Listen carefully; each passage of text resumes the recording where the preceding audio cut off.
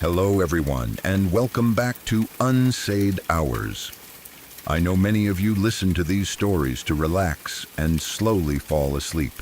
Before we begin, feel free to leave a comment and tell me where you're listening from tonight. If you enjoy these stories, please like the video and subscribe to the channel.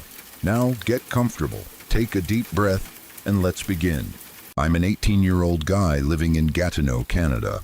For those who don't know the area, Gatineau is a pretty calm city right next to Ottawa, about 15 minutes from downtown Ottawa, but on the Quebec side.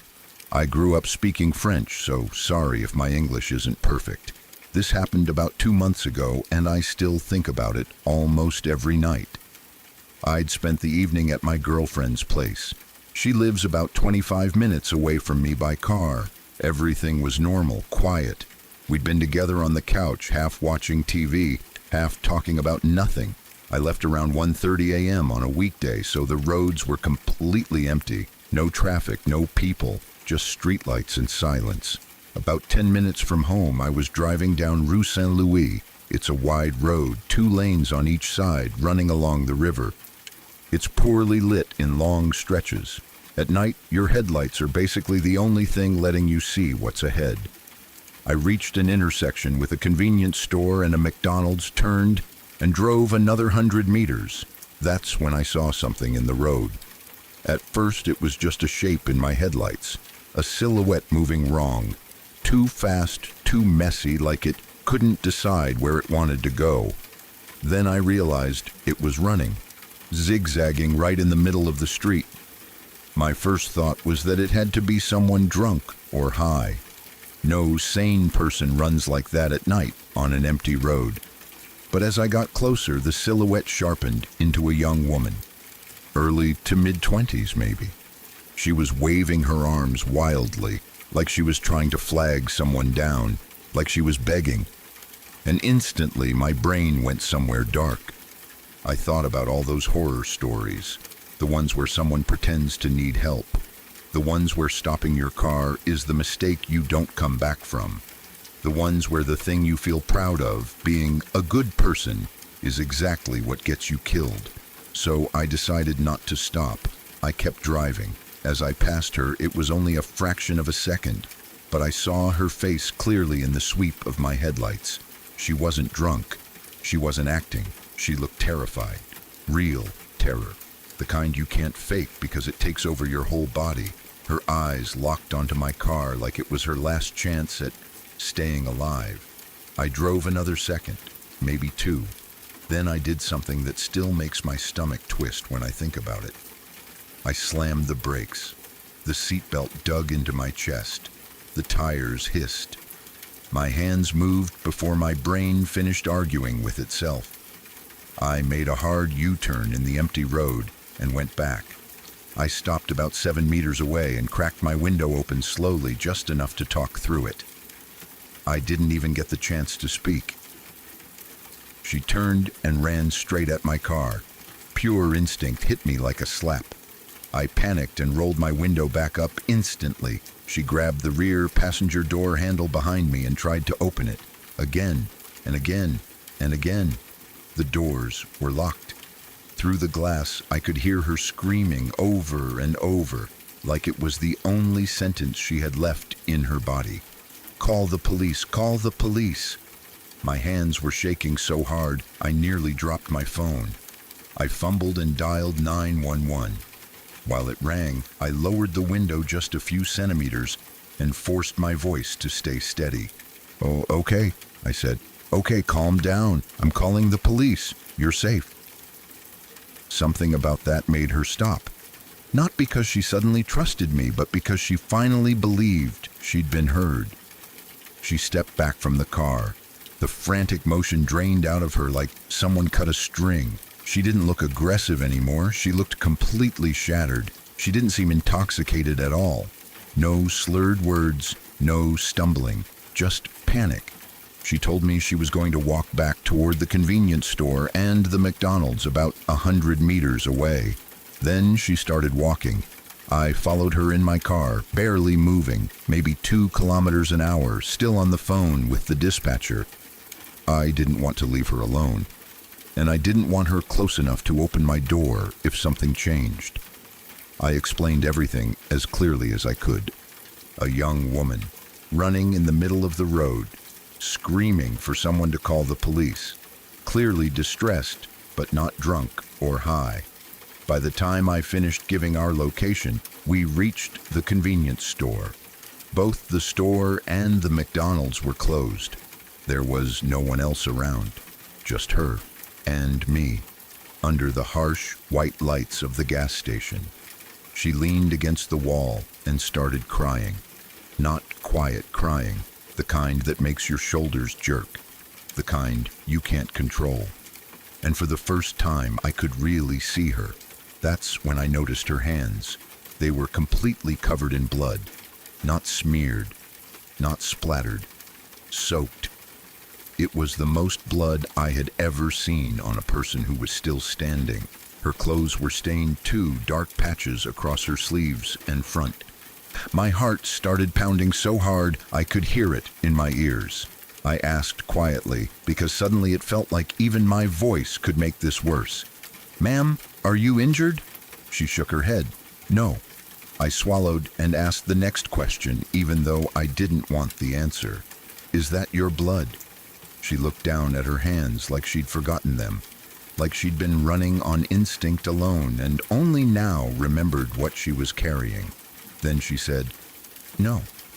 My mind went blank. If it wasn't her blood, then whose was it? For a moment there was nothing but the hum of the streetlights and her quiet, broken breathing. 10 seconds, maybe longer. The dispatcher was still talking in my ear, but I barely registered the words. Then she cracked. She started crying harder than before and said, in a voice I can still hear perfectly when I'm trying to sleep, "I'm so ashamed of what I did. They will never forgive me."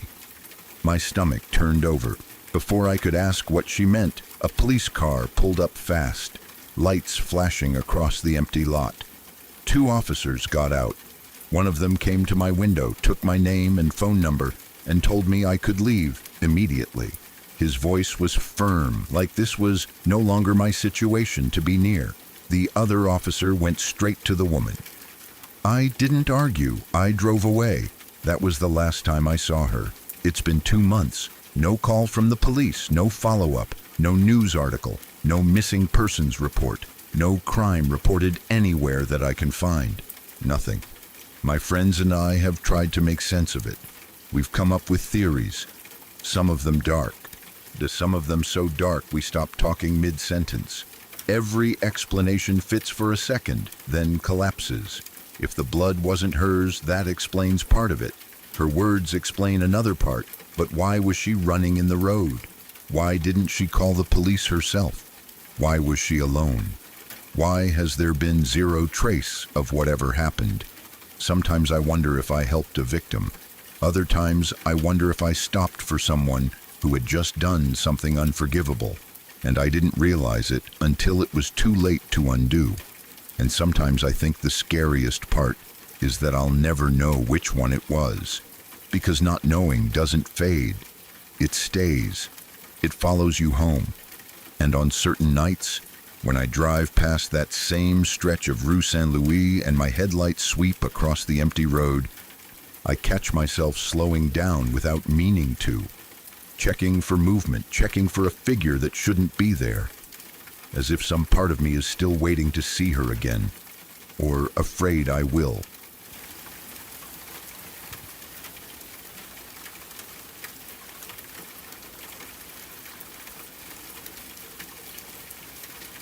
This happened when I was very young.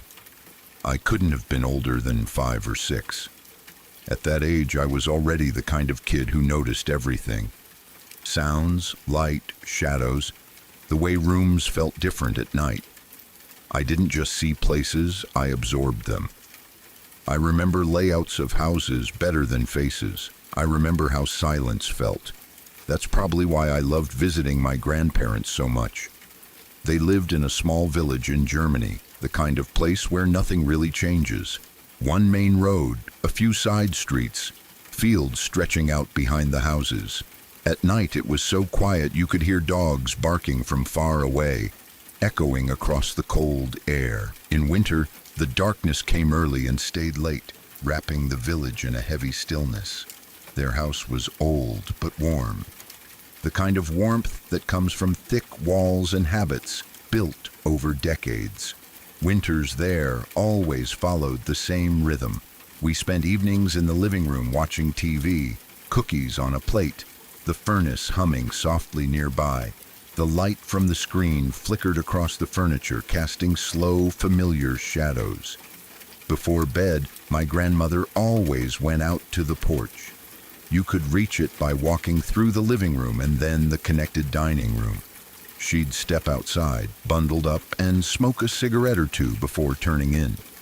Sometimes she did the same thing later at night if she couldn't sleep.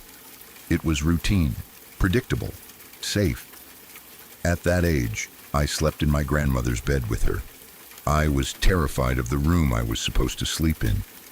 Even now, I can't clearly remember why. There was an image associated with it. It is something that made my stomach twist when I thought about sleeping there alone. I know it was visual, and I know it scared me badly enough that I refused to stay in that room. But the image itself is gone, like my mind erased it on purpose. So I slept next to my grandmother instead. Her presence calmed me. The sound of her breathing, the warmth under the blankets, the familiar smell of soap and cigarettes. When I was in that bed, I felt protected. The night this story is about started like any other winter night. TV, cookies, the soft orange glow of lamps. Eventually, bedtime. I fell asleep next to my grandmother, the house quiet except for the furnace and the distant creaks that old houses make when they settle. At some point during the night, I woke up. I don't know what woke me. There was no loud noise, no nightmare. I just opened my eyes. The first thing I noticed was that my grandmother wasn't in the bed. That alone wasn't strange. She sometimes got up at night to smoke. Even as a child, I knew that. But waking up alone in that bed still made my chest tighten. I sat up and listened. The house felt different.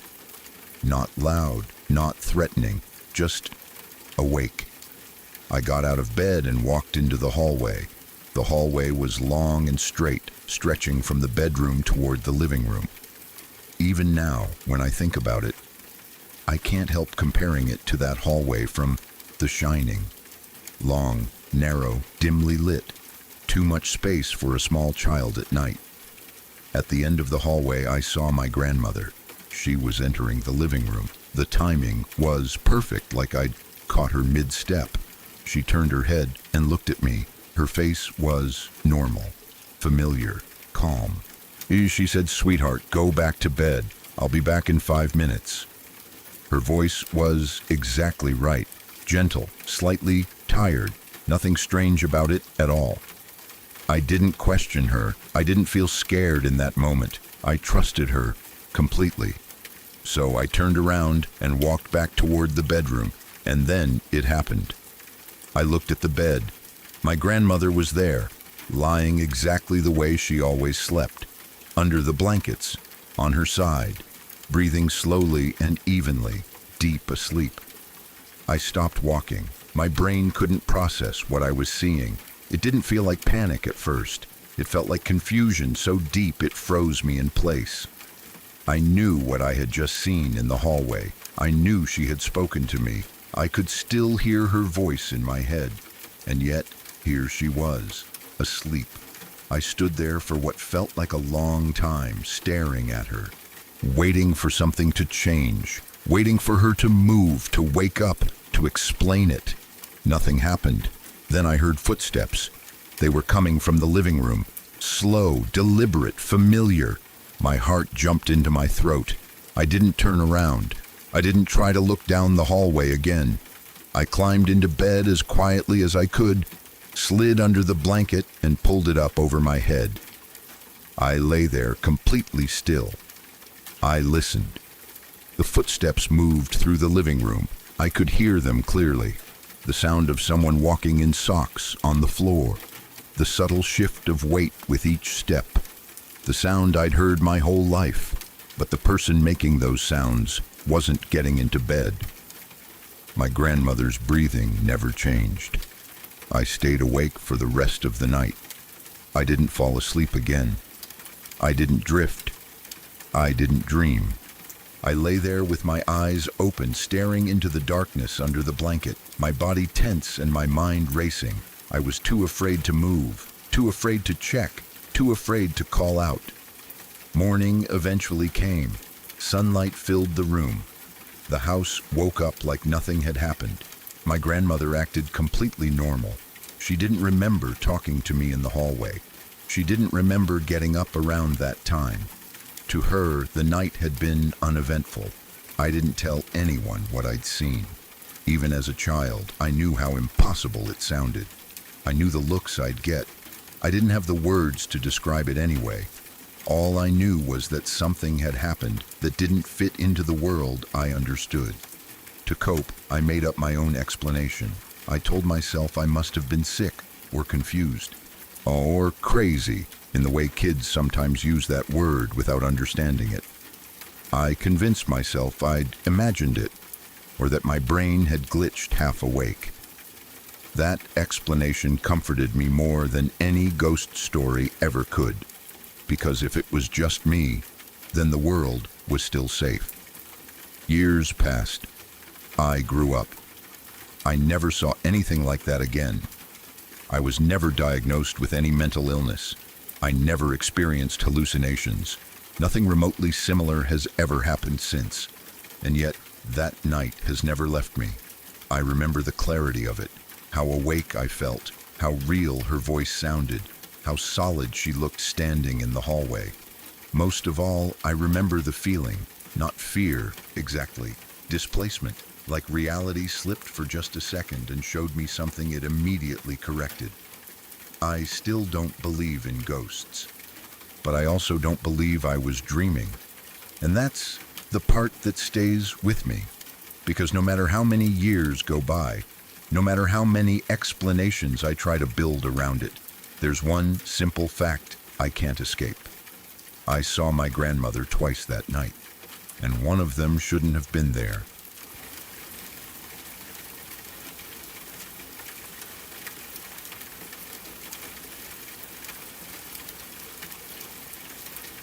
I'm a 32-year-old man now, but when this happened back in 2017, I was just shy of 24.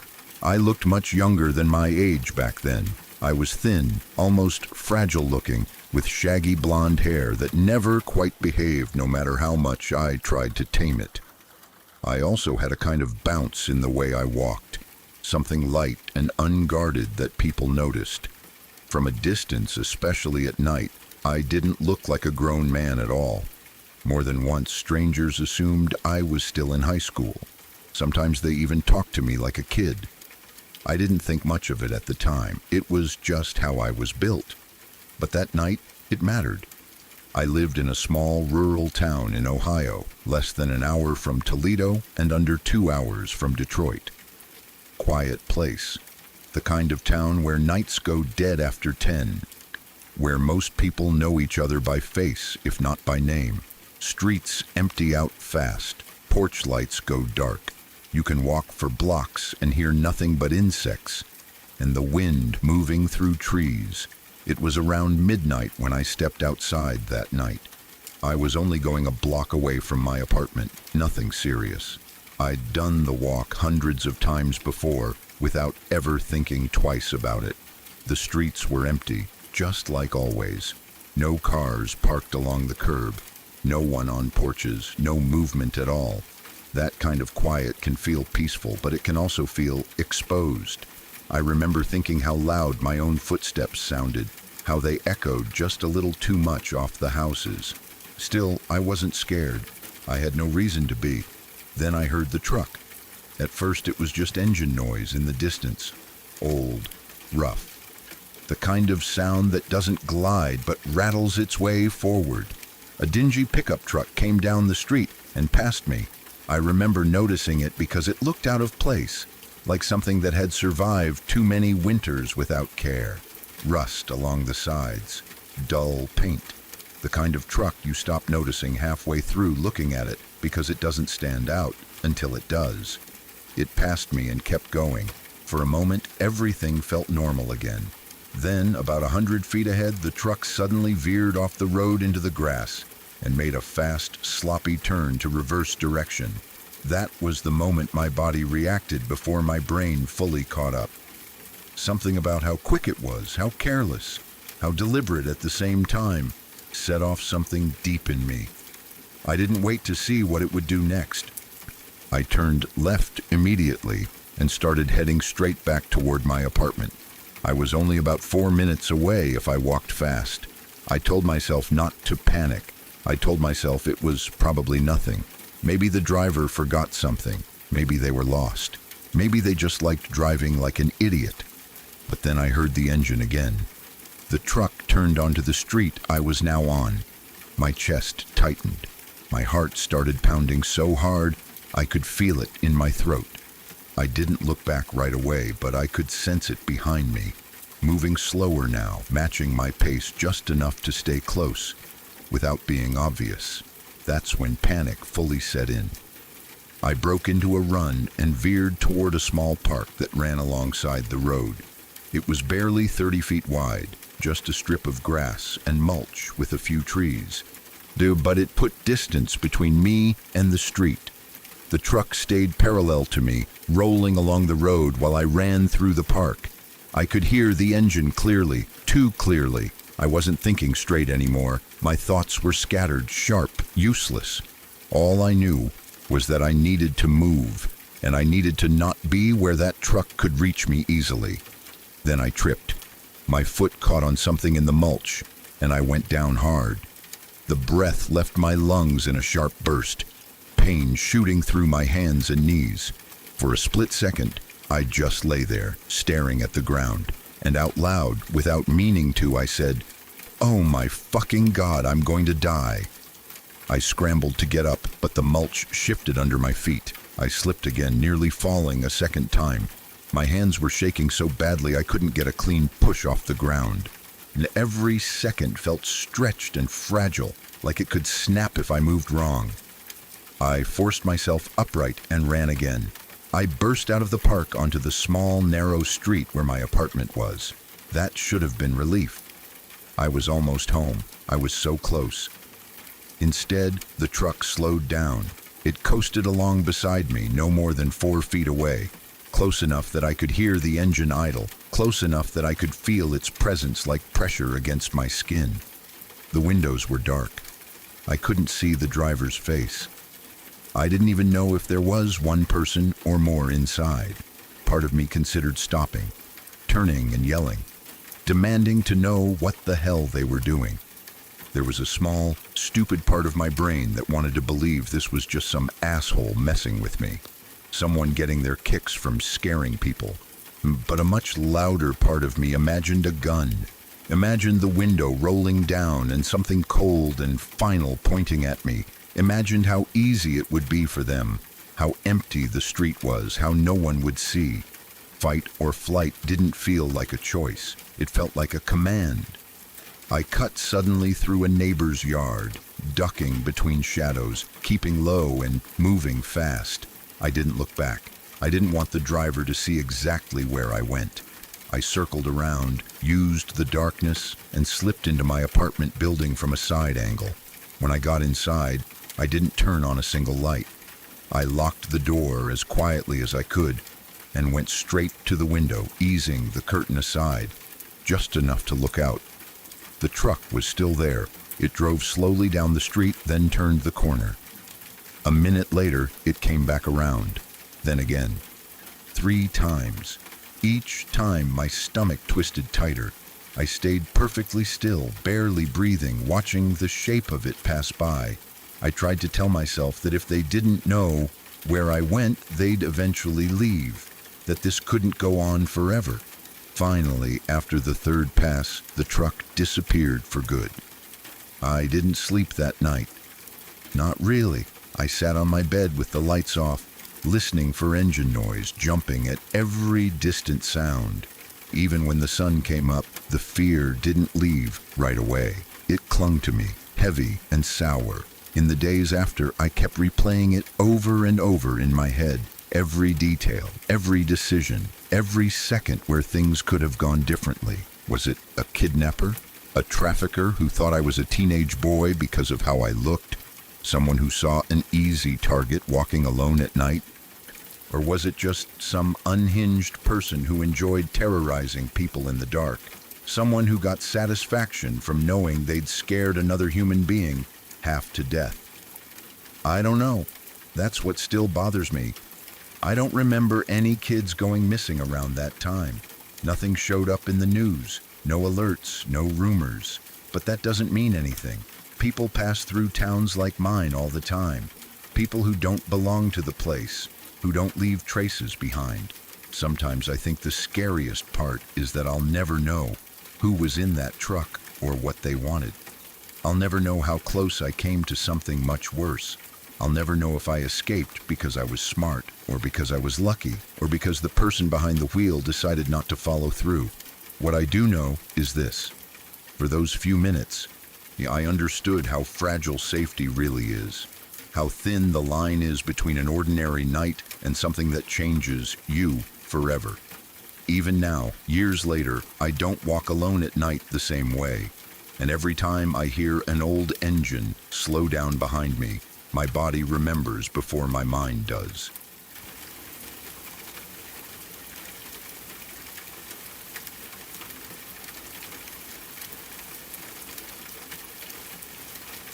I want to say this clearly before anything else, because it matters to how I've lived with this since it happened. I don't believe in ghosts. I never have. The idea interests me in a distant, theoretical way, but I've always believed there's a logical explanation for things, even if we don't have it yet.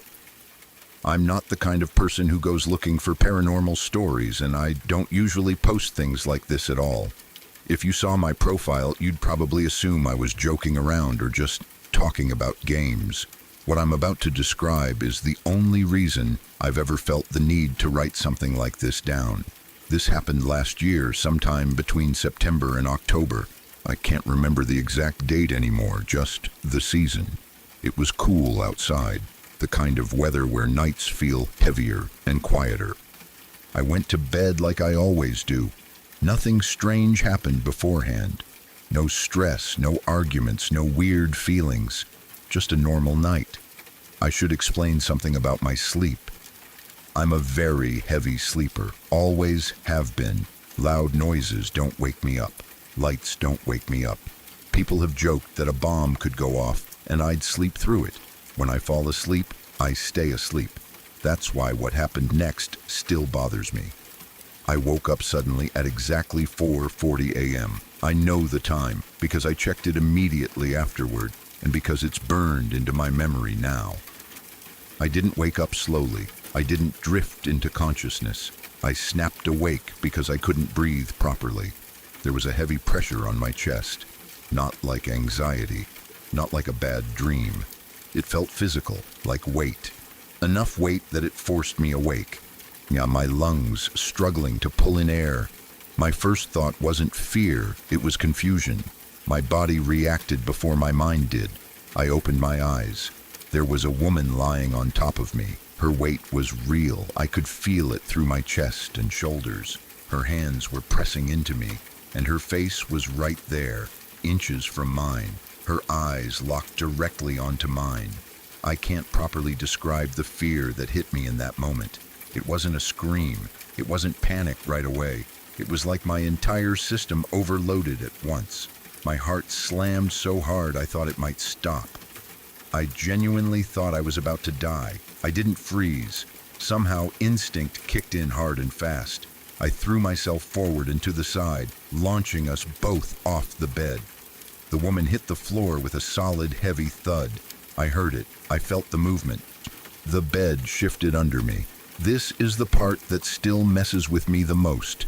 If this had been a dream, a nightmare, sleep paralysis, anything like that, I would have woken up fully by then. But I already was awake. My body was awake. My room was exactly how it always was.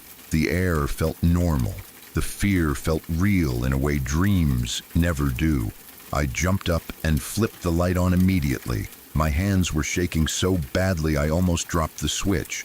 I rushed to grab the makeshift weapon I keep under my bed. It's just a reinforced stick I put together myself. I've always been cautious about intruders. Nothing extreme, just something to make me feel safer. As I turned back toward the hallway, I saw her again. She was already moving away from me, scurrying down the hallway fast, low to the ground. But then she stopped. She looked back at me, and then she turned her head. Not her body, just her head. It rotated far past what should be possible, far enough that for her eyes to meet mine like that, her neck would have had to break. The motion wasn't jerky or exaggerated. It was smooth, wrongly smooth. For a split second, the light from my room fully hit her face, and my stomach dropped. She looked exactly like my sister. Not similar, not close, exactly like her. Same face, same features, same expression she sometimes has when she's half awake. My brain couldn't process it. Fear turned into something else. Shock, mixed with denial. I shouted her name without thinking, screaming it down the hallway loud enough to wake the entire house. I chased after it. The hallway isn't long. It takes only a few seconds to reach the end. But before I got there, she vanished. Not faded. Not dissolved. Just gone. One moment she was there, the next the hallway was empty. My parents came rushing out of their room, confused, panicked, asking what was wrong. I didn't even try to explain right away. I ran straight to my sister's room. She was there, in bed, asleep, completely undisturbed. Her breathing was slow and deep. She hadn't moved. She hadn't heard me scream. I stood there staring at her for a long time, my heart still racing, my hands still tight around the stick. I don't believe for a second that it was actually her doing something strange. We have a normal, healthy relationship. There's no history of sleepwalking, no reason she would have been in my room, and no way she could have gotten back into her bed without passing me or my parents. My parents checked the entire house with me. Closets, wardrobes, bathrooms, every door and window. There was no intruder, nothing out of place, nothing missing, no signs of forced entry. Eventually, everyone went back to bed. I didn't. I sat awake until the sun came up, replaying everything again and again, the weight on my chest, the eye contact, the sound of the body hitting the floor, the way the head turned, the face. I don't believe it was a ghost. I don't believe it was a demon. I'm Christian, but I don't go around thinking I've attracted something supernatural. I don't do drugs. I'm healthy. I don't have any diagnosed mental illness beyond ADHD. I've never hallucinated before or since. What gets me is the physicality of it. I've never had an experience where I could feel something with my body and hands like that. Real pressure, real impact, real movement. You hear stories all the time, but how many involve actual touch, actual weight? Since then, I've slept fine. I don't obsess over it constantly. I don't see things. I don't hear things. But I do sleep with my door closed now. I didn't before. If you don't think this was something paranormal, you're like me. I'm still trying to explain it as something like sleep paralysis or a hypnopompic hallucination. That explanation is the only one that lets me function normally. But I also know what I experienced, and I know how real it felt. All I'm looking for is understanding, not validation, not fear, just some idea of how something like this can happen without breaking reality completely. Because once something like this happens to you, even as a skeptic, you realize how thin the line is between what we understand and what we don't.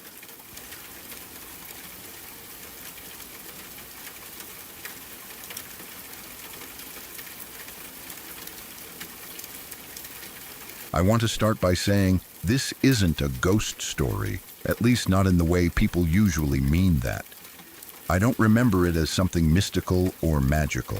I remember it as something deeply confusing and unsettling that happened when I was very young, something my mind has never been able to put away properly. I must have been 4, maybe 5 or 6 at the most. That age where memories don't always come with dates or clear timelines, but feelings stay sharp. This one stayed sharper than most. I still remember the house, the layout, the quiet, and most of all the sound. It was after a big family meal. I don't remember what we ate, just that everyone ate well and was tired afterward. The kind of meal where the adults linger at the table, talking softly while the kids get sleepy and cranky. Eventually, everyone went to bed. Doors closed. The lights went off. The house settled into that deep nighttime stillness that only happens when everyone is asleep. As a kid, I was very aware of silence. When a house went quiet, I noticed it. I could usually hear breathing, footsteps, someone coughing in another room, the faint sounds of plumbing or a TV left on too low. That night, there was nothing, just the kind of quiet that feels thick, like it presses against your ears. I was asleep at first. I know that because I remember waking up. Not slowly, not drifting. I woke up because I heard something, singing, not music from a radio, not humming through a wall, singing, a human voice, clear enough that I could tell it was melodic, not talking, not noise. It sounded gentle, almost calm, but it scared me immediately because of how close it was. It didn't sound far away. It didn't sound like it came from another room or downstairs. It sounded like it was right there, near my head. Not inside my head, but physically present, like someone was standing just outside my room or leaning near my bed. My first reaction wasn't panic, it was confusion. I remember thinking very clearly, everyone is asleep. I knew that. I had watched everyone go to bed. I knew who lived in the house, where they slept, and what their voices sounded like. This wasn't anyone I recognized, and no one should have been awake. I lay there, frozen, listening. The singing didn't move. It didn't get louder or quieter. It just existed, steady and close. I couldn't make out words. If there were lyrics, they didn't register. What stuck with me was the tone, soft, controlled, intentional. Like whoever it was knew exactly what they were doing. That's when fear hit. The kind of fear that doesn't make you scream or move. The kind that locks you in place and makes your heart pound so hard you're sure someone else must be able to hear it. I remember my chest feeling tight, my breath shallow. I remember being afraid to move even an inch. Then I did the only thing I could think of. I plugged my ears with my fingers. I pressed them in as hard as I could, like that would make the sound go away. Like if I blocked it out, it wouldn't be real anymore. I remember the pressure hurting a little, my fingers digging into my ears, but I didn't care. I just wanted it gone. I stayed like that for what felt like a long time. A minute, maybe 2. Time is strange when you're that young and that scared. I remember counting in my head, though I don't know if the counting made sense. I just knew I had to wait. Eventually, very slowly, I pulled my fingers away. The singing was gone. Not fading, not trailing off. Just gone. The silence rushed back in, heavy and absolute. The same silence from before, like the house hadn't changed at all. Like nothing had happened. I lay there listening, afraid the sound would come back the moment I moved. It didn't. I didn't hear footsteps. I didn't hear breathing. I didn't hear a door open or close. Nothing. I stayed awake for a long time after that, too afraid to sleep, too afraid to call out. I remember staring into the darkness, my eyes adjusting, trying to see shapes that weren't there. Eventually, exhaustion won. Morning came. Light filled the room. The house woke up like it always did.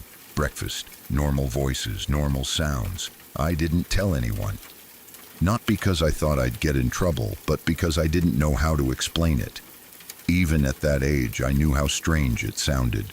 I didn't have the language to describe how real it felt, how different it was from a dream.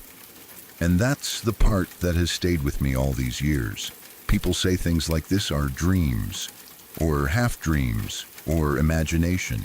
But I know what dreaming feels like. Even as a kid, I did. Dreams fade fast, they blur, they lose edges. This memory never did. I didn't wake up and realize it wasn't real. I woke up because it was real. I wasn't groggy. I wasn't confused about where I was. I knew my room. I knew my bed. I knew the house was asleep. I remember the exact position I was lying in, the way the blankets felt, the temperature of the air, and I remember the sound. Not in a vague way, in a physical way, like remembering a door slamming or a glass breaking, something external, something heard, not imagined. There were no outside noises that could explain it, no wind, no open windows, no neighbors close enough, no TV, no radio, nothing mechanical, just a voice singing close enough to make me feel like it was meant for me to hear it. That's what unsettled me the most. It didn't feel random. Over the years, I've tried to explain it to myself in every rational way possible. Sleep-related hallucinations, hypnagogic or hypnopompic experiences, the brain misfiring between sleep and wakefulness. I've read about all of it. I've wanted one of those explanations to fit cleanly, to wrap the memory up and put it away. But none of them quite do, because I wasn't drifting off. I wasn't falling asleep. I woke up to the sound, fully awake, fully aware. And when it stopped because I checked. I've never heard anything like it since. No voices, no singing, no unexplained sounds. I've never had hallucinations. I've never struggled with mental health issues that would explain something like that. I don't hear things at night. I don't see things. It was a single moment, isolated, self-contained, and yet it stayed. Sometimes I wonder if being that young made it worse. If an adult heard the same thing, maybe they'd rationalize it faster, dismiss it more easily. As a child, I didn't have those defenses. I experienced it exactly as it was, without a filter. I don't believe in ghosts. I don't think there was something supernatural standing near my bed. I don't think someone broke into the house and sang outside my room.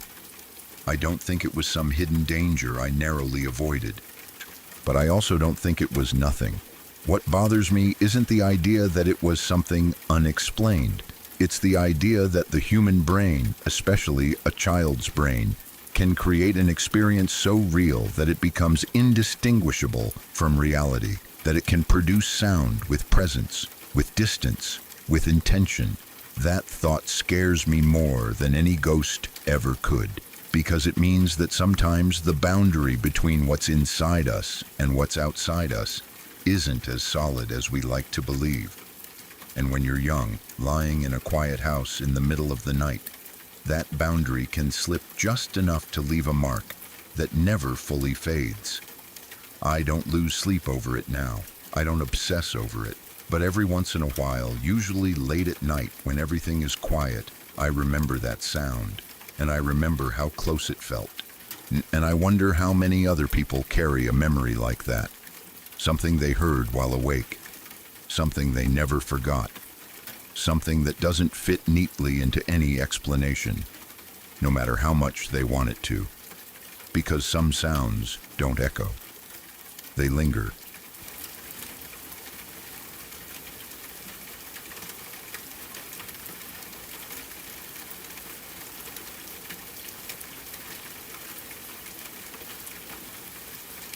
I've been thinking about this for years, long enough that the memory has worn grooves into my mind instead of fading like most childhood moments do.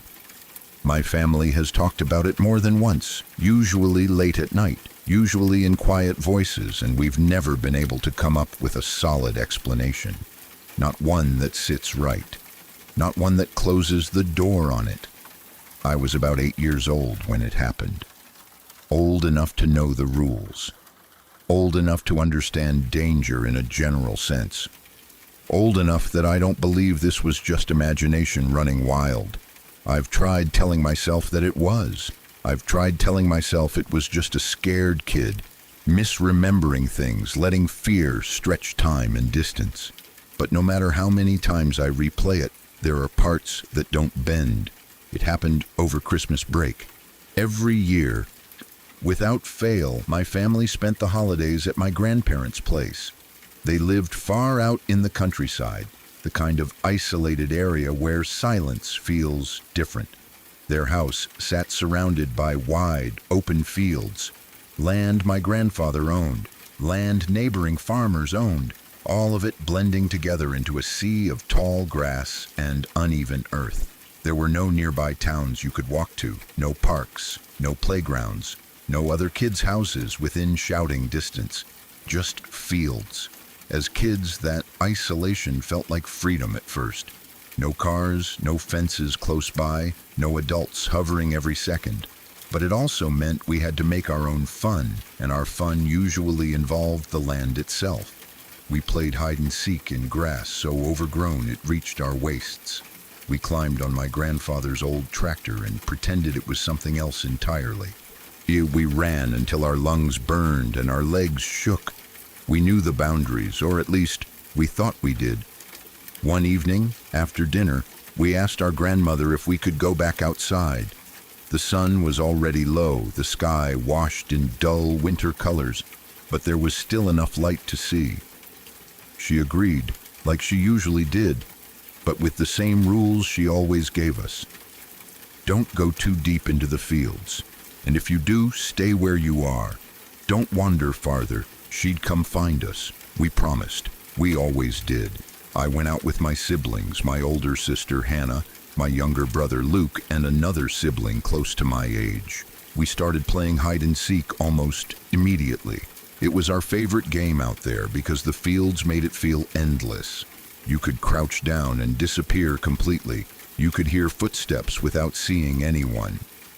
You could hold your breath and feel like the world had forgotten you existed. At some point, without realizing it, I went too far. I remember crouching low in the grass, listening for footsteps, waiting for someone to find me. The grass around me swayed gently, whispering with the breeze. At first I could still hear my siblings laughing and running somewhere behind me. Their voices were faint, but they were there. Then they weren't. The laughter faded. The footsteps stopped. The field grew quiet in a way that made my chest feel tight. I stood up slowly, careful not to panic. I looked around, trying to get my bearings. The grass was tall enough that it distorted distance, but I could tell I'd gone farther than usual. I could barely make out the shape of my grandparents' house far off to my left. It looked small, too small. Later, we figured out I was about 2 entire fields away from where my siblings had been playing. I didn't move at first. I remembered the rule. If you go too deep, stay where you are. Let an adult come find you. I was scared of accidentally going even farther, of turning the wrong way and making things worse. So I stayed still. I waited. That's when I heard footsteps. At first, relief washed over me so strongly my knees almost gave out. Someone was coming. Someone had noticed I was gone. The footsteps were fast, cutting through the grass to my right. I turned toward the sound, straining to see through the thin, pale stalks. Then I heard a voice. It sounded like Hannah. My name, spoken clearly, carried over the grass.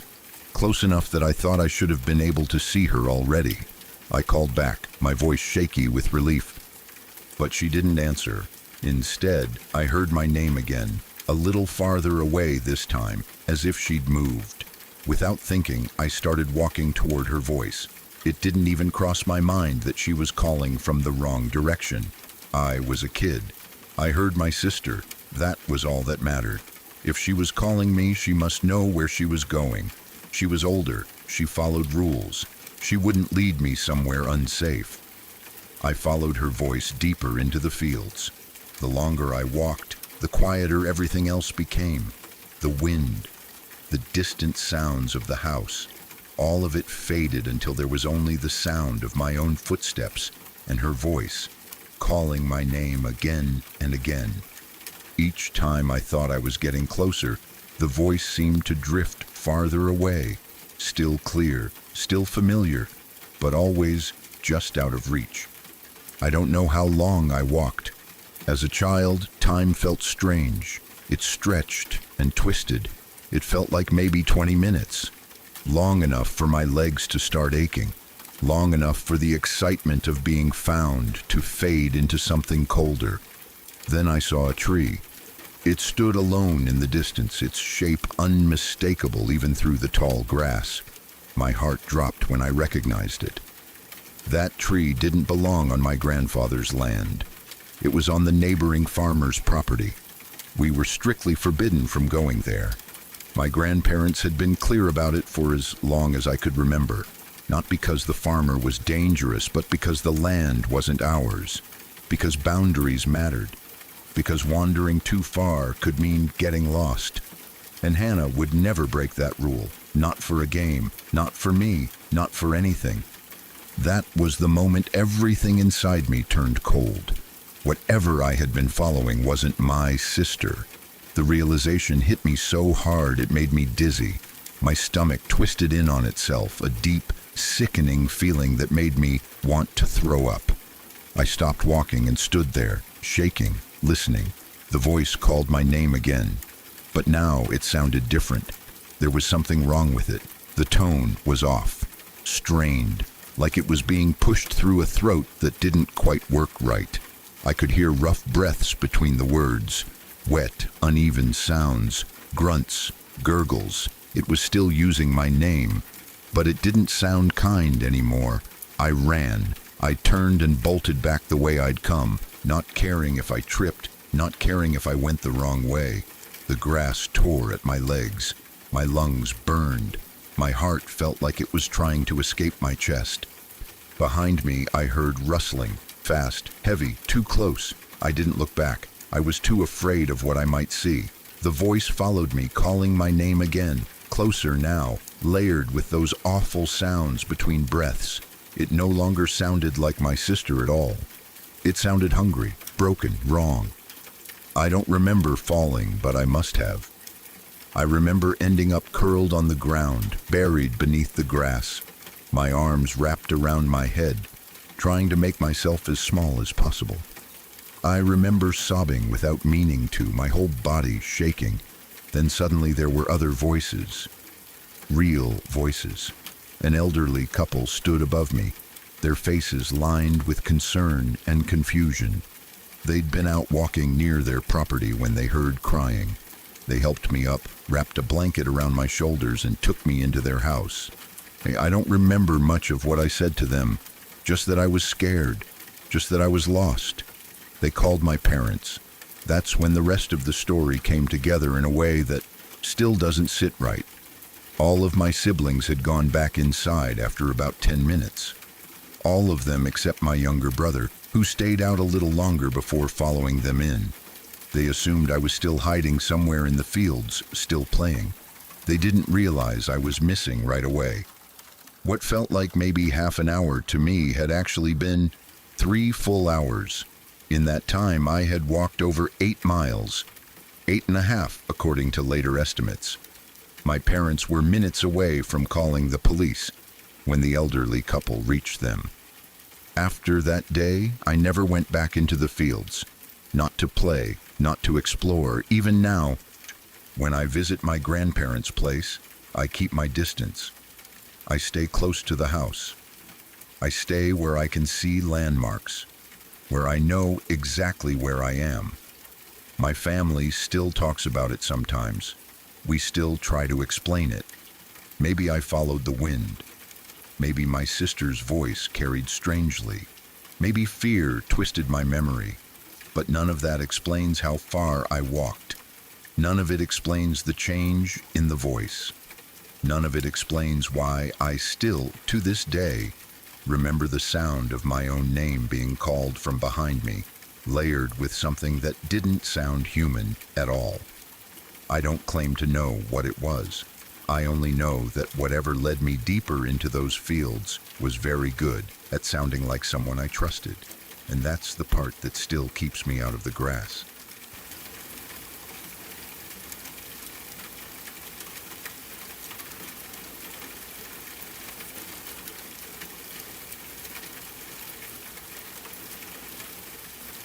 I want to be clear about something before I get into this, because people tend to fill in gaps with ideas that don't actually fit. I don't believe in ghosts. I don't believe in curses, signs, or messages from beyond. I'm not superstitious, and I'm not someone who looks for meaning in coincidences. If something strange happens, my instinct is always to assume there's a mundane explanation that I just haven't found yet. That instinct is the only reason I didn't lose my mind over what happened, because if I'm honest, I still don't understand any part of it. It was a normal morning, not a weekend, not a holiday, just a regular weekday, the kind where everything feels slightly rushed, even before you get out of bed. I woke up to knocking at the front door, not pounding, not aggressive, just firm, deliberate knocks, spaced evenly, like whoever was out there knew exactly how long to wait between them. I remember lying there for a few seconds, annoyed more than anything else. No one ever came to our house unannounced. Friends texted, family called, delivery drivers left packages and walked away. Knocking like that felt outdated, almost formal. I got up, still half asleep, and walked to the door.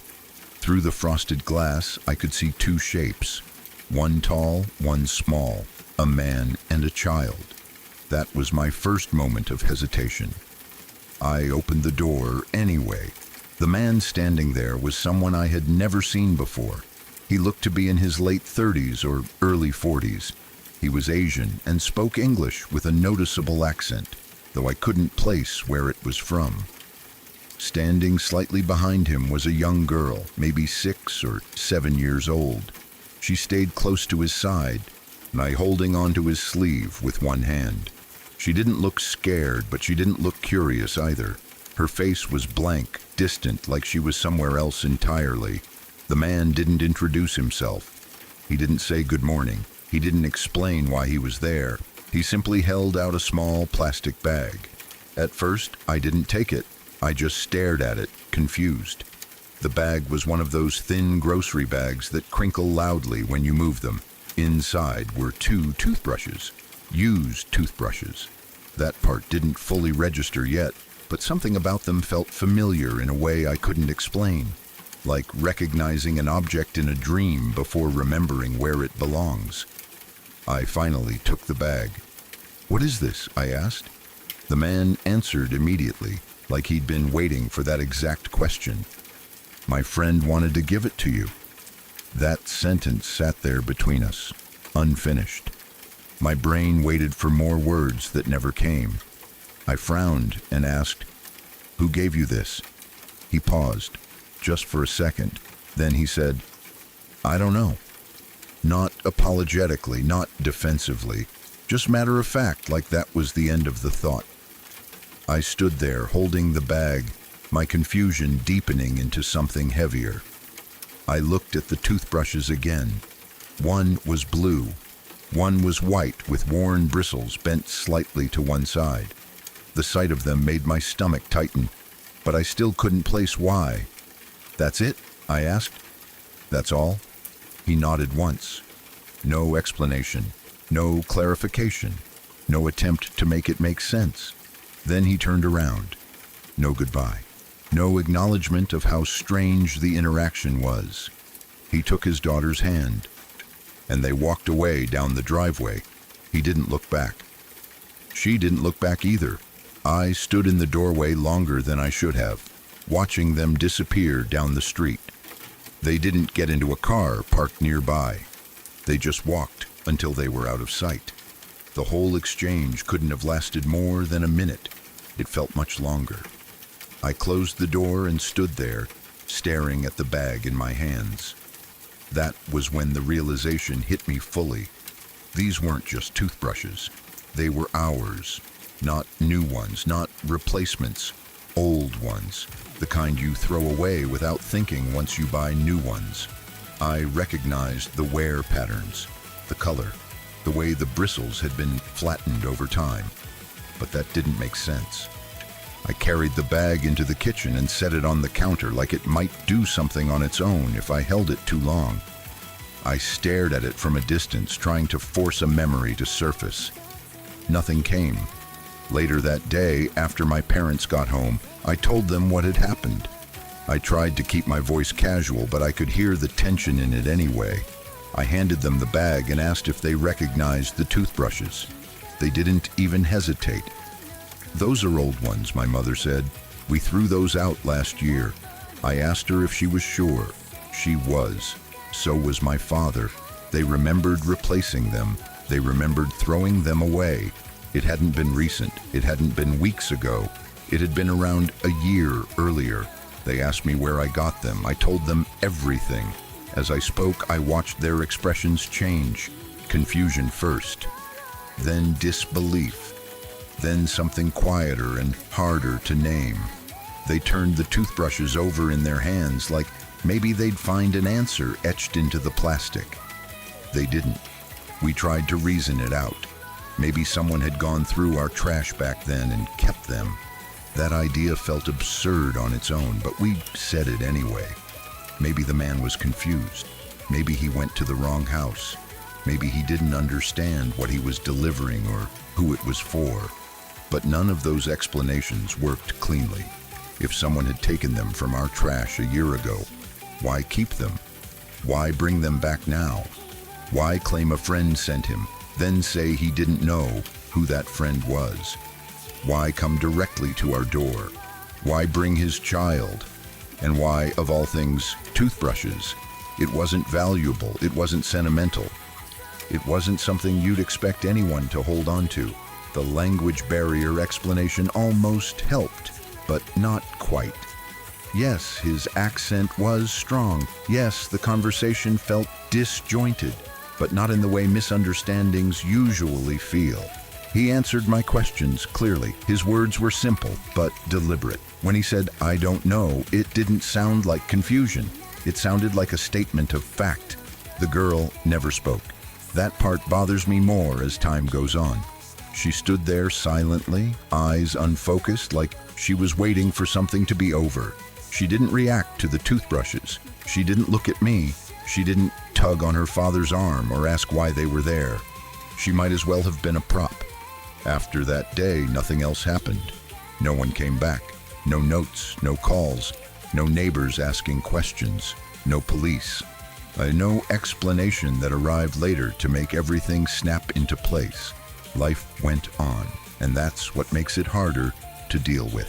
If something else had happened, anything, it would have given the event context, a reason, a pattern, but it just ended. Sometimes, late at night, I replay the moment he held out the bag, the way he didn't seem nervous or hurried, the way he didn't care if I understood, the way he said "my friend" like it was a role, not a person.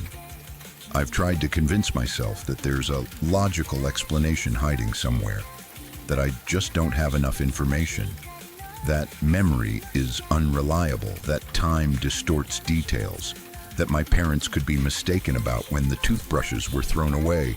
But even if the timeline is off, the core of it doesn't change. A stranger showed up at our door. He returned items that should have been gone. He claimed someone else was responsible but couldn't or wouldn't say who. And then he left, like the job was done. The scariest part isn't the idea that something supernatural happened. The scariest part is how normal it all felt to him. Like this was just another stop, another delivery, another thing that didn't require explanation. I still don't understand any part of it. And I think that's what unsettles me the most. Not fear, not mystery, but the feeling that something briefly intersected with my life, followed its own rules, and then moved on, leaving me stuck trying to understand something that was never meant to make sense to me in the first place.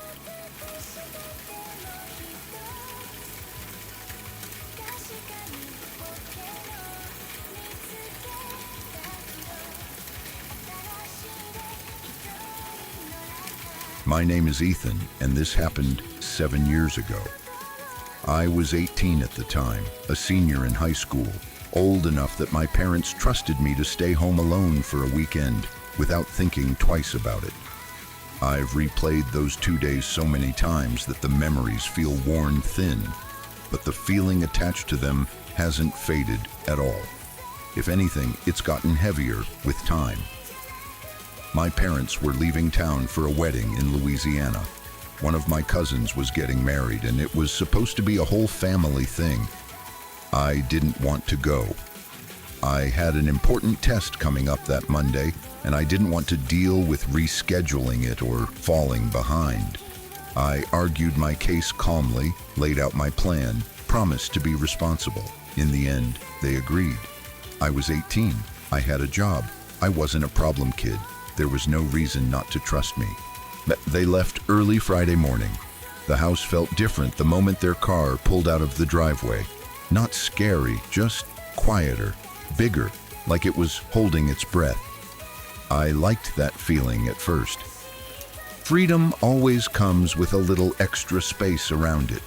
That Friday went exactly how you'd expect. I went to my evening shift at work, came home tired, grabbed some food, and hopped online with my friends. We played games for hours, talking trash, laughing, arguing about dumb stuff. Nothing unusual, nothing memorable, just a normal night. We played until around 1 or 2 in the morning. I remember checking the time because I was already thinking about sleeping in the next day. I shut everything down, brushed my teeth, and went to bed feeling relaxed. I slept hard. Saturday was just as uneventful. I woke up late, made myself a cup of coffee, scrolled on my phone for a while, drove to the store and picked up a couple of energy drinks, the kind of pointless errand you run when you've got nowhere else to be. I came back home, studied a bit, played more games, watched some videos. The house stayed quiet, but not in a way that bothered me. It felt normal. That night, I went to bed again around 1 or 2. No weird noises, no strange feelings, no dreams I remember. I slept through the night without waking up once. Sunday morning is where everything breaks. I woke up late again, sunlight already coming through the blinds. The first thing I did was grab my phone off the nightstand. That was muscle memory. I checked my notifications, half expecting messages from my friends. There weren't any. That wasn't unusual. Sometimes everyone slept in. Then out of boredom, I opened my photo gallery. At first, my brain didn't register what I was looking at. I thought maybe I'd opened the wrong folder, maybe screenshots or something old I'd forgotten about. Then I saw my face. Not a selfie, not a mirror picture. Me, lying in my bed, asleep. The image was taken from the foot of the bed, angled slightly downward. I could see my blanket pulled up to my chest. My head was turned to the side. My mouth was slightly open the way it gets when I'm out cold. The room was dark except for the faint glow from the window. My stomach dropped so fast it made me dizzy. I checked the timestamp. 2:35 a.m. I scrolled. Another picture, this one closer, taken from the side of the bed. My arm was hanging off the mattress. My phone wasn't in my hand. Both of my hands were visible in the frame. 3:07 a.m. Another one. Different angle again. This one looked like it had been taken from near my bedroom door. I could see more of the room. My dresser, the edge of the closet, me, still asleep. There were several of them, all taken over the course of that night. I sat up so fast my head started spinning. My heart was pounding so hard I could feel it in my throat.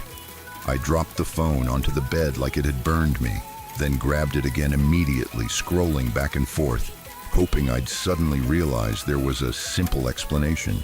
There wasn't. These weren't accidental photos. You don't accidentally take multiple pictures from different positions while you're asleep. The angles alone made that impossible. In none of the photos was the phone resting on me or near me. Someone had been holding it, moving around the room, standing close enough to my bed to frame the shots. I got out of bed and checked my door. It was closed, just like I always slept with it. Locked? I honestly can't remember. I don't normally lock it. I don't know if I did that night. I walked through the house, my bare feet cold against the floor, every sound suddenly too loud. I checked the front door, locked, back door, locked, windows, all closed. Nothing looked disturbed, nothing out of place. I went back to my room and sat on the edge of the bed staring at the photos again. I zoomed in, looking for anything. A reflection, a shadow, a shape that didn't belong. Nothing. Just me, sleeping. I called my parents. I tried to explain calmly, but my voice kept shaking anyway. I told them about the photos, about the timestamps, about the angles. There was a long pause on the other end of the line.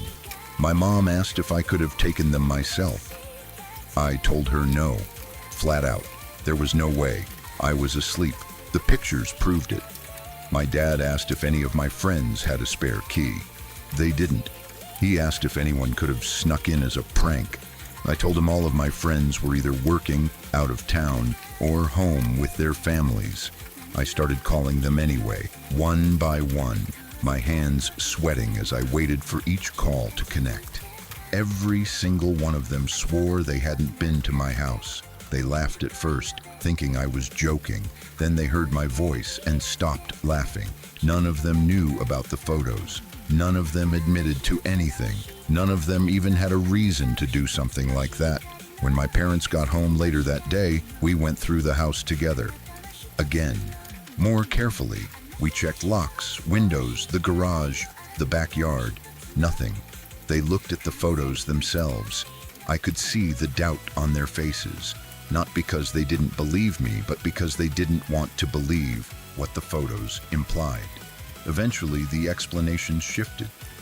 Maybe you sleepwalked. Maybe you woke up briefly and don't remember. Maybe your phone glitched. None of those explanations held up under even mild scrutiny. I'd never sleepwalked in my life. The phone didn't move itself around the room. And even if I had woken up, why would I take pictures of myself sleeping from multiple angles? There was no forced entry, no missing items, no signs of a struggle, no sounds I remembered hearing, no alarms triggered, nothing. That was almost worse, because it meant whoever did this didn't need to rush. They didn't need to break anything. They didn't wake me up. They stood there, inches from my bed, long enough to take multiple photos, and then they left. I didn't sleep much after that, not for a while. Every noise in the house made me tense. Every creak felt deliberate. I started locking my door at night, then stacking things in front of it. I kept my phone face down on the nightstand, like if I couldn't see it, it couldn't see me. Years passed. Nothing like that ever happened again. No new photos, no break-ins, no strange messages. Life moved on in the way it always does, dragging you with it whether you feel ready or not. I graduated, I moved, I grew up. I told the story fewer and fewer times because I got tired of the looks people gave me, the polite skepticism, the quiet dismissal. But I never deleted the photos, or they're still there. Sometimes late at night, I scroll back to them. I don't know why I do it. Maybe I'm looking for something I missed. Maybe I'm punishing myself. Maybe I just need to remind myself that it actually happened. What scares me most now isn't the idea of some unknown person in my room. It's the fact that I slept through it, that my body didn't wake me up, that my instincts didn't save me, that whatever stood there decided to do nothing more than document me and leave. I don't know who took those pictures, I don't know why, and I don't know if I ever will. But every now and then, when I'm lying in bed and the house is quiet, I catch myself wondering something I don't like to think about for too long. What if that wasn't the first time, and I just didn't have the proof before?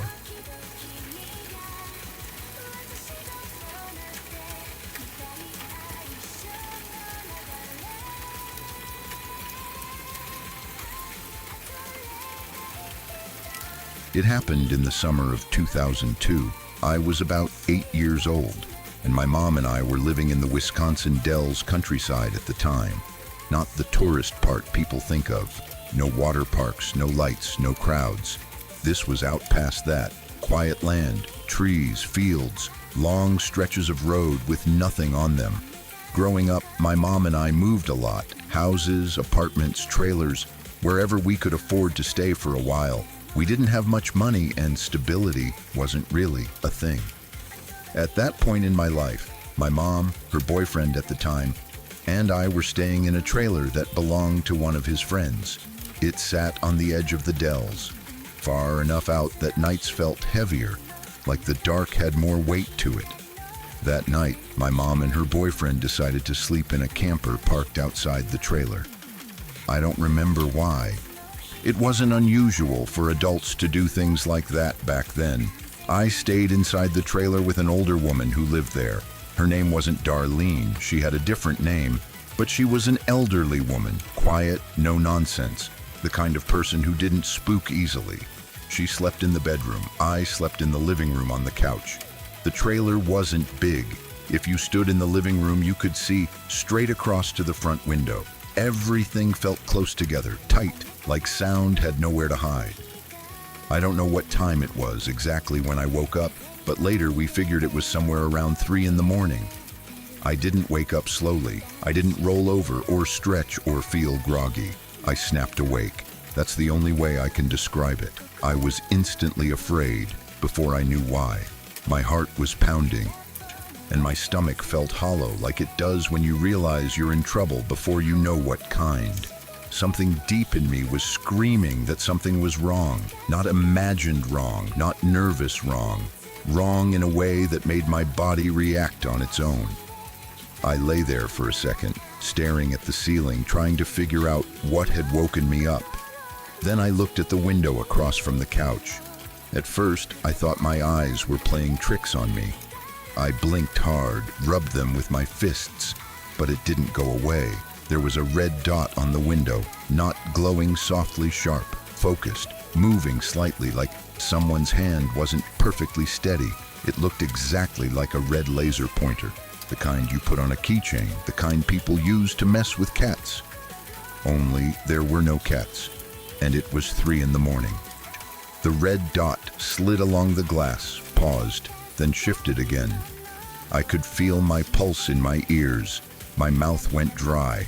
I didn't hear footsteps. I didn't hear breathing, just the quiet hum of summer air and my own heart pounding. And then I knew, without knowing how I knew, that I needed to get out of the living room. Now. The thought didn't come with words. It came like an order, a command that didn't feel like it belonged to me. Run. Get to the bedroom. Don't stop. I didn't question it. I jumped off the couch and bolted. As I ran toward the bedroom door, something happened that I still see clearly when I close my eyes. Out of the corner of my vision, just enough to register, but not enough to study.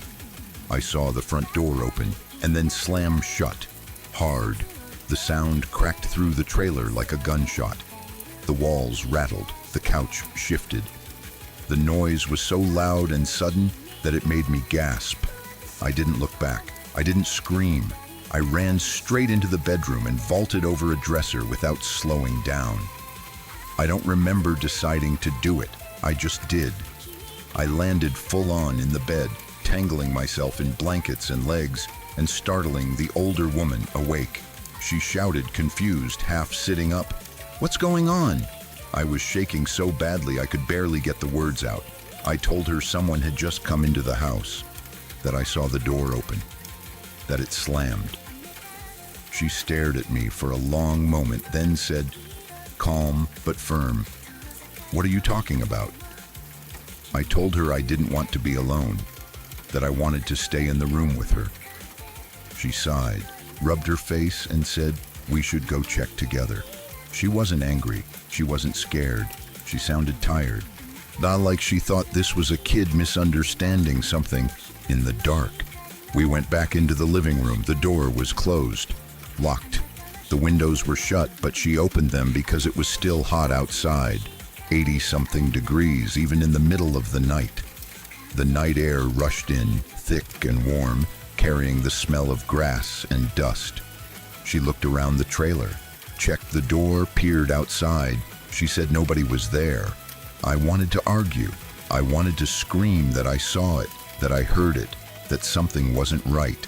But I was 8 years old and she was calm, and when adults are calm, kids start doubting themselves. She decided she would sleep in a chair in the living room instead of going back to bed. She said it like it was nothing, like the situation was already solved. I lay back down on the couch, staring at the ceiling, every nerve in my body buzzing. That's when the footsteps started. At first, I thought it was just my imagination filling in gaps, but then I focused on the sound, really listened. They were outside, running. Fast footsteps circling the trailer. I could hear them move along the side, then fade, then return, over and over again. For what felt like forever, I counted at one point. It went on for at least 20 minutes. I couldn't see anyone through the windows. I didn't hear voices, just running. The older woman was sitting in the chair, eyes closed. I don't know if she was asleep or pretending to be. I didn't want to wake her. I was terrified that if I made noise, whatever was outside would know I was listening. So I stayed still. Morning eventually came. The sky lightened. Birds started making noise. The running stopped at some point, though I don't remember exactly when. Exhaustion finally pulled me under. When I woke up again, it was daylight. My mom came into the trailer not long after. The first thing she said was, "Who slammed the door last night?"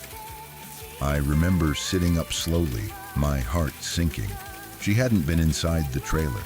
She hadn't heard my side of it, and she still knew the door had slammed. That was the moment it stopped feeling like something I could explain away. That was when I knew for a fact that something had happened.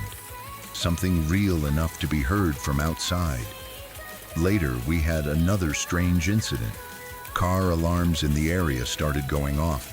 Not one or two. Over and over. Like 20 times, according to my mom. They'd blare, stop, then start again somewhere else. No one could figure out why. I don't know if it was connected. I don't know if it was aimed at me. I don't know what that red light was, or who or what was running around that trailer in the dark. I've thought about intruders, about pranksters, about drunk people wandering through the countryside at night. None of it explains the way my body reacted before my mind caught up. None of it explains why I knew to run. None of it explains why the footsteps kept circling instead of leaving. I could tell you what I really think it was. I've had that thought for a long time, but I don't say it out loud often because people look at you differently when you do. They hear crazy instead of confused. All I know is this: that night changed the way I see quiet places. It changed the way I listen to the dark. And even now, when I'm somewhere isolated and I wake up for no reason at all, that same feeling creeps back in, the one that says something is wrong and you need to run.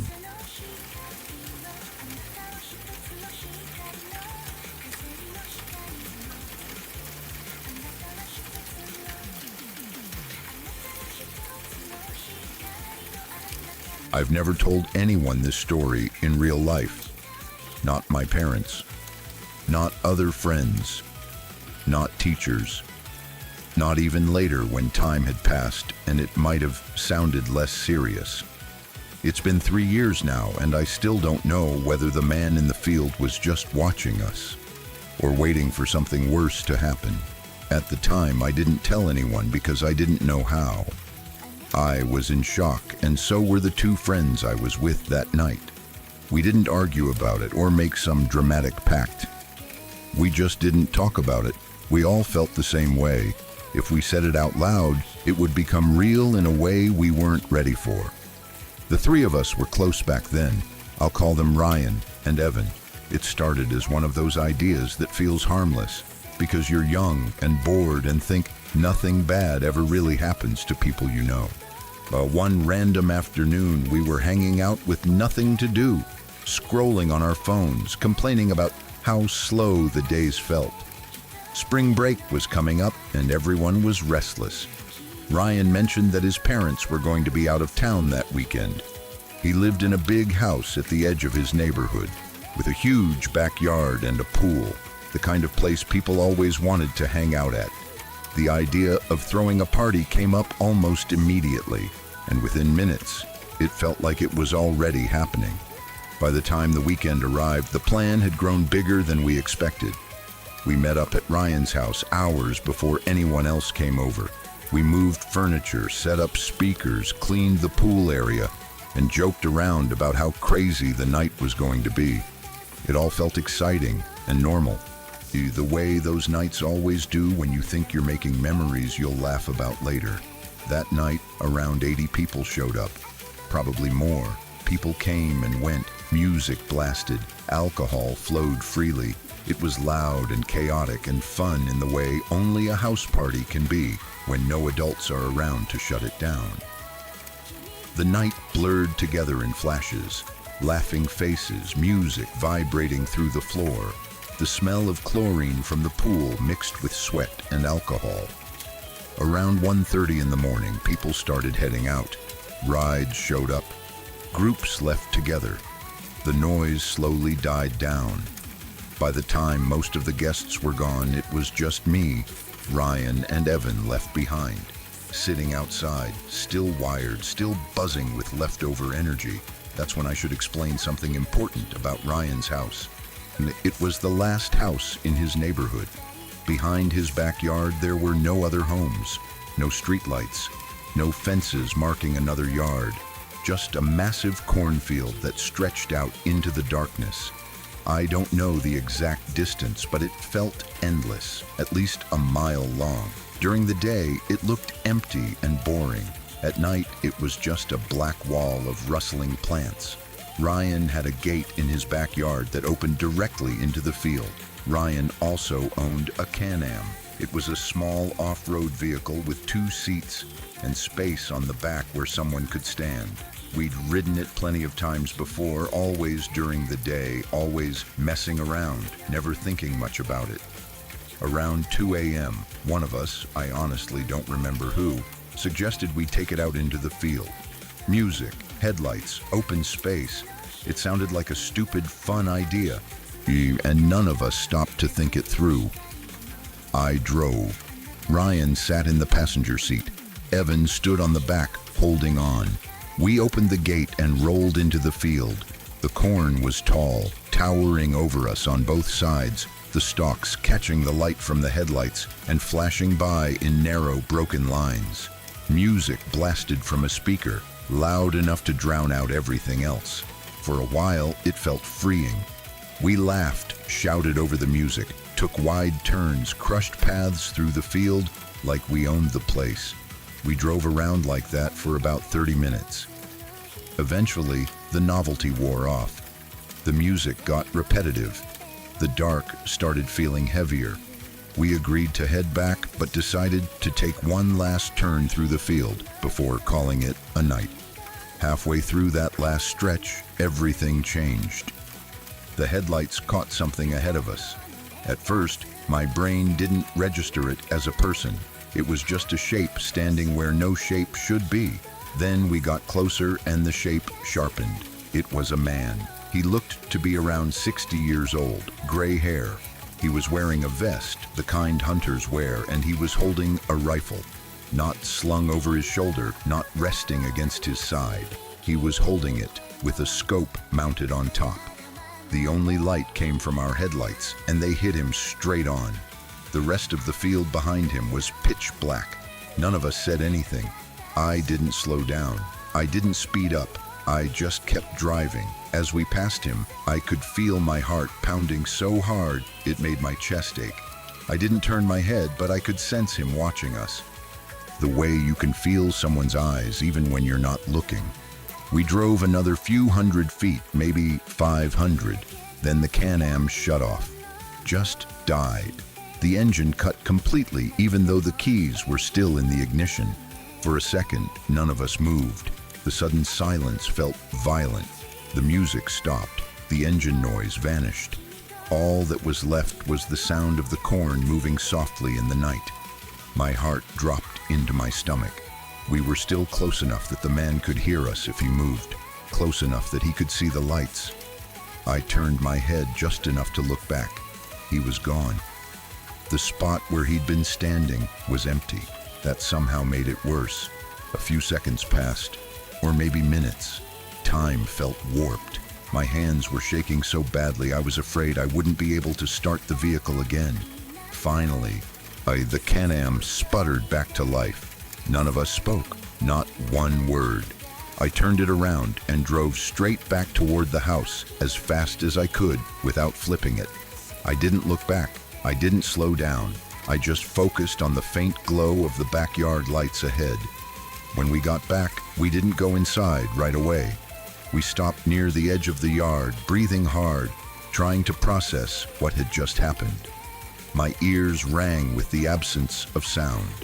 My body felt tight, like it was bracing for something else. That's when we heard the bang. It was loud and sharp, nothing like the sounds we'd been making earlier. Something metallic slammed into the side of the Can-Am. We froze. Before any of us could react, another shot rang out. This one was closer. Something whizzed past us, cutting through the air with a sound I'll never forget. That was it. We didn't hesitate. We jumped back on the Can-Am and tore across the yard toward the house. The engine roared, gravel kicked up behind us, and all I could think was, get inside, get inside, get inside. We drove straight up to the house, abandoned the vehicle, and ran in through the back door. Once inside, we locked everything. Doors, windows, anything that could be locked, we locked. Then we turned off every light inside the house. Every light outside, too. The house went completely dark. Ryan had security cameras set up around the property. We went into the room where the monitors were and stared at the screens, our faces lit by the faint glow. The backyard, the driveway, the front of the house. For a few minutes, nothing happened. Then a car appeared on one of the screens. It drove slowly into view and stopped near the backyard area. The headlights stayed on. The engine idled. No one got out. We didn't recognize the car. We didn't move. For about 15 minutes, it just sat there. Lights on, engine running, like it was waiting. I remember being afraid to breathe, afraid to shift my weight, afraid that any movement would somehow give us away, even though we were hidden behind walls and darkness. Eventually, the car drove off. We didn't sleep that night. We stayed up until morning, jumping at every sound, replaying everything over and over in our heads. When the sun finally came up, the house looked normal again. Too normal, like nothing had happened at all. What scared us the most wasn't just seeing a man in a cornfield at 2:30 in the morning with a rifle. It was trying to understand why he was there, and how, not long after, a car ended up so close to the house. The next day, we checked Google Maps. We looked at the field, the surrounding land, the roads. There were no houses nearby, no sheds, no structures, nothing that explained where he came from. That meant one of two things. Either he had been out there already long before we ever drove into the field, or he had been watching us the entire night. We never told our parents. We never told the police. We never told anyone else. The party faded into memory. Life moved on. We graduated. We drifted apart. We don't talk much anymore. But that night never left me. Every time I hear something outside late at night, every time headlights sweep across a window and linger too long, I think about that field, about the man standing there, waiting in the dark. And I still don't know what he was planning to do if the Can-Am hadn't started again. I don't know if he was just watching us, or if we interrupted something much worse.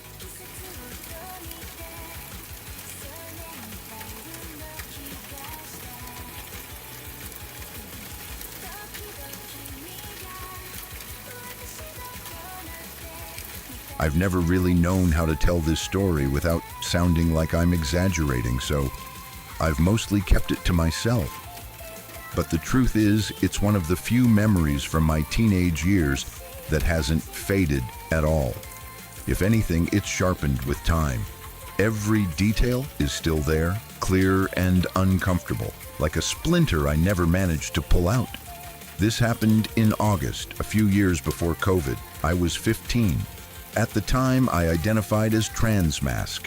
Now I use they/them pronouns. That matters to this story, not in a dramatic way, but because of how I saw myself back then and the role I felt I needed to play. My mom lived in a small mountain town in North Carolina. I'll call it Woodville. It was one of those southern Appalachian towns that looked like it belonged on a postcard. Tree-lined roads, quiet neighborhoods, mist clinging to the hills in the early morning. My parents had been separated for a few years by then, and every summer I stayed with my mom in the mountains while school was out. My mom is physically disabled. She's independent, stubbornly so, but there are things she just can't do. Yard work, repairs on the outside of the house, anything that involved climbing or lifting or dealing with wildlife, those things fell into a gray area where she'd either have to hire someone or let it slide. The house itself was beautiful. Not some isolated cabin in the woods, not off-grid or hidden away. It was in a proper neighborhood. We had neighbors on both sides, close enough that you could see their porch lights at night. There was a normal residential road right in front of the house, not a highway, but not a dirt path either. The cars passed by regularly. I want to be clear about that, because people hear Appalachia and immediately picture total isolation. That wasn't our situation. We weren't alone in the wilderness. Still, the woods were close enough that you could hear them at night. The first sign that something was wrong came when my mom started complaining about noises, scraping sounds, she said, on the sides of the house, mostly at night. At first, I didn't think much of it. Animals get into everything in the mountains. Raccoons, possums, deer, bears, you name it. If it can climb, dig, or push, it will eventually test your house. But the way she described it bothered me. She said it didn't sound like something scurrying or scratching randomly. It sounded deliberate, slow, heavy. I was 15 and desperate to be useful, to be needed, and to prove something to myself and to her. I thought of myself as the man of the house, even if I didn't say that out loud. When my mom brought it up again, I told her I'd handle it. I was genuinely excited. I grabbed a flashlight and went outside with a friend who lived next door. He was around my age, taller than me, and more familiar with the area since he'd grown up there his whole life. We walked around the house together, shining the light along the siding. It didn't take long to find the damage. Sections of the paneling on the side of the house had been torn away, not cracked, not loosened, ripped off. The edges were jagged, splintered. You could see where something strong had pulled and twisted until the material gave way. To us, that didn't scream monster, it screamed animal. I know people outside rural areas might find that unsettling on its own, but where we lived, it was almost reassuring. Appalachians don't really buy into the pop culture horror versions of the mountains. No skinwalkers, no spirits stalking the trees. We have real animals that can hurt you badly if you're careless. Bears, mountain lions, venomous snakes. You don't need folklore when nature itself can kill you. My friend suggested setting up a camera. He had an extra one, a motion-activated doorbell camera, the kind that sends alerts to your phone. We mounted it on the first floor window, right above the damaged paneling. The idea was simple. Figure out what animal it was, how big it was, and whether it might be injured. If it was, we could call wildlife services. I told my mom everything. She trusted me. We waited. A few nights went by without anything happening. Then, sometime deep into the night, my phone buzzed. The camera had picked something up. I remember sitting up in bed, heart racing with a mix of excitement and nerves. This was it. Proof. Answers. I opened the app immediately. The moment the video loaded, my stomach dropped so hard It felt like my body lagged behind it. There was an animal in the frame. Big, huge, actually. The camera angle was awkward, 3/4 upward, distorted by how close it was, but I could see enough to know what it was. A bear. It filled most of the frame, its body massive even from that strange angle. For a second, fear spiked, sharp and immediate. A bear that close to the house, tearing at the siding, was dangerous. Then I looked closer. Something was wrong with it. The fur wasn't right. There were patches where it was thin or missing entirely, bald spots that exposed dull, unhealthy-looking skin underneath. Its face looked off, sallow, sunken, not like the glossy, powerful bears you see in photos or documentaries. The fear softened into something else. Pity. This wasn't just a nuisance animal. This was a sick one, a desperate one. The next morning, I showed the video to my mom and sent it to my neighbor friend. We agreed this was above our pay grade. We called animal control. In our area, that wasn't unusual at all. Wildlife services dealt with bears regularly, especially sick or displaced ones. I also volunteered at animal shelters back then and had a huge soft spot for anything that needed help. I wanted to do the right thing. An officer came out later that day. He was polite, professional, calm. See, he came inside to get the full story and see the footage.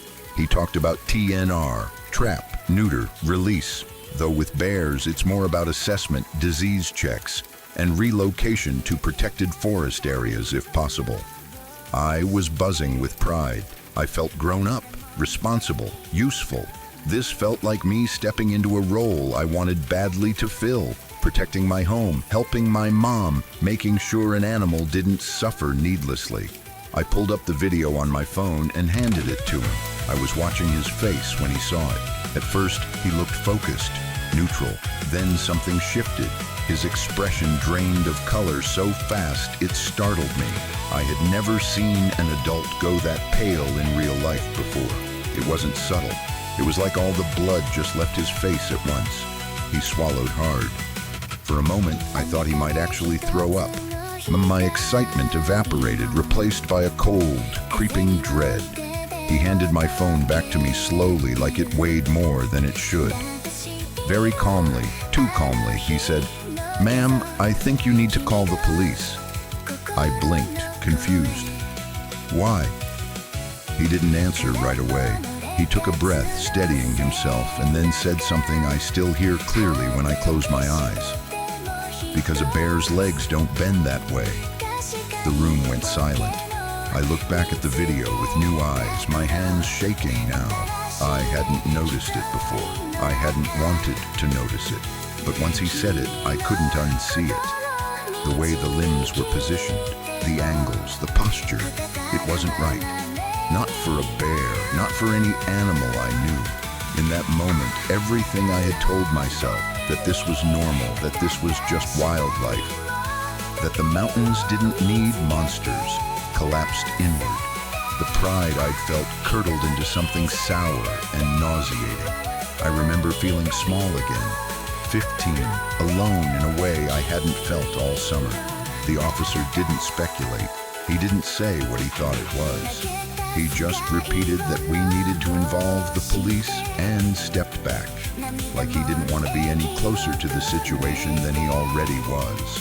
We did call. What happened after that is a blur of adults talking in low voices, of explanations that never fully came together, of the camera being taken down and the footage copied. No one ever gave us a satisfying answer.